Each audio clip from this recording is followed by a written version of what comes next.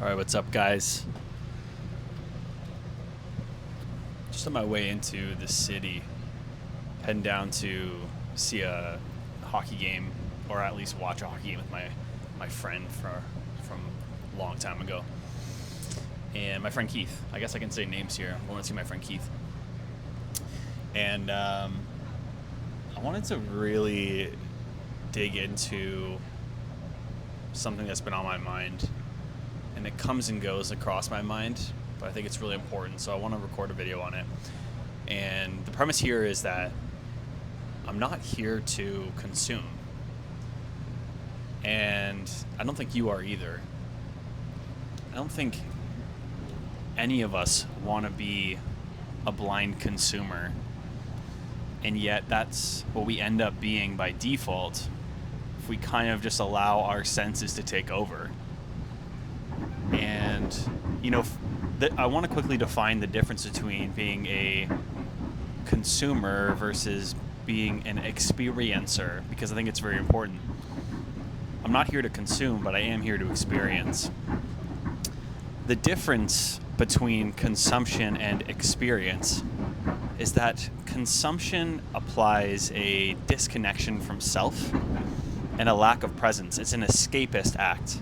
You consume food, you consume movies, you consume media, you consume substances in order to get away from the present moment. Whereas experiencing has to do with actually being more in the moment. You're so in the moment, you're having an experience. And so that's just like a really important distinction.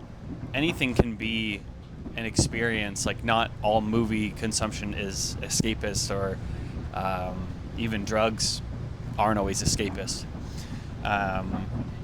However, I would like to go forward.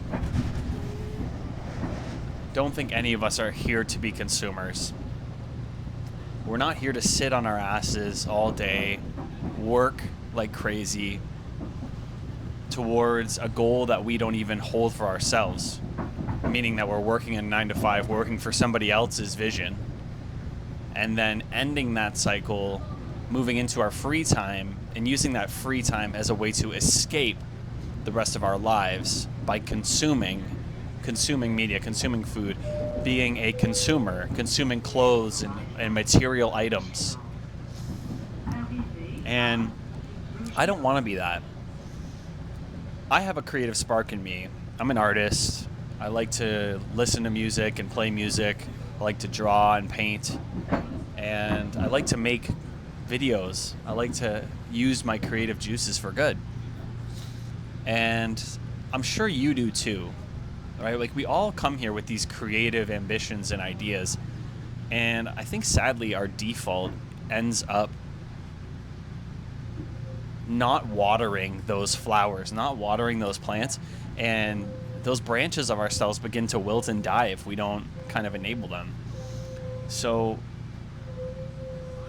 I'm trying very hard to recognize my patterns of consumption and bring them to the front of my mind, the forefront of my mind, and trying to break out of the normal patterns. This is something that's really on my mind right now, is like, how can you get out of your default mode network, your default patterns, and move into something that's a little more unique? Because novelty actually changes the way our consciousness engages with the environment. It brings you into the present a little more. Novelty is something that helps to remind you that life is dynamic, and that feeling of dynamic, that reality of life being a dynamic organism is actually very easy to lose if you're living out a very similar day over and over and over and over again. So it's not unnatural or uncommon. It's just not what I would really want for myself or for you. I think that we have so much to appreciate about our time here, and we have so much to contribute. And right now, I think probably about 1% of people are actually contributing their gift to the world. I think like 95% of people are stuck in a consumption cycle, are stuck being a bit of a drone to the system, and or are just simply not working towards the goal of being their most best self for the world. So if you're watching this, just a reminder, as you do engage with this video and you engage with me, you are not a consumer, and neither am I. We're both beautiful, sentient human beings with an amazing creative potential. And whether your creative potential calls you to go be an engineer, or to travel the world, or to learn a new instrument or a new language, or to simply cook a nice meal, it's about allowing that energy to flow through you and to actually take these ideas that you have and put them in action. Because we're idea making machines. Humans are constantly thinking of cool ideas. If you have a conversation with just about anyone who's a little bit active in their mind, I'm sure you have heard them spout off cool business ideas, cool travel plans, cool event ideas, just like funny game ideas. People are constantly generating ideas in their heads. And it's the barrier between you having an idea and you bringing that into action that is going to dictate how free-flowing your creativity is. Now, of course, not every idea you have is going to be a great idea. I have a bunch of shitty ideas all the time. Most of my ideas are shit, are just not useful. However, I do try very hard that when I feel a creative spark of inspiration, that I've learned in my days as an artist that when you feel a creative spark, or when you feel a excitement towards something, that's enough of an indicator from your internal subconscious to go towards that thing. And just by moving towards it, you're going to get even more clarity about where you really want to be and what you really want to do. I'm in the process right now of embarking on a very new journey with this content, a new journey with some big travel plans I have planned up ahead, a new journey with my health and my wellness and reimagining what that looks like for me as I continue to lose weight and build confidence once again, a new journey of understanding myself and my relationship with the world. I spent a lot of time, my time in university, my time in my kind of on my own reading and researching and learning. I've spent a lot of time intellectualizing ideas, concepts, psychological ideas, religious ideas, all these different esoteric principles and concepts. And what I've learned for myself is that I could spend hours and hours reading and writing on a topic, and it means close to nothing if I never actually try that thing in real practice. And so I think, again, to bring the point back, we're creators, not consumers. And we should all use our creative energy to contribute to ourselves and to the world. That's what I want, and that's what I think you want too. And it makes me really sad to see that spirit dying out a little bit in the world. And I'm not trying to be a doomer, actually. I think all things operate on a bit of a polarized, they're polarized. It's like a yin yang. It's like a positive negative type of balance. So that although the media would have to like you to believe that everyone believes that everything's going to shit. I'm sure you've heard popular narratives going around of whatever, the world's going to end, AI is going to take over, whatever it is. There's going to be doomers, and there is certainly a sort of, I guess, a bit of a snuffing of that creative energy I find right now with the abundance of different kinds of escape that are available. And with that said, all of these different advances in technology and all of these kind of beautiful innovations of the human mind have also made it very easy to be the most creative person ever and to do all these fantastic things.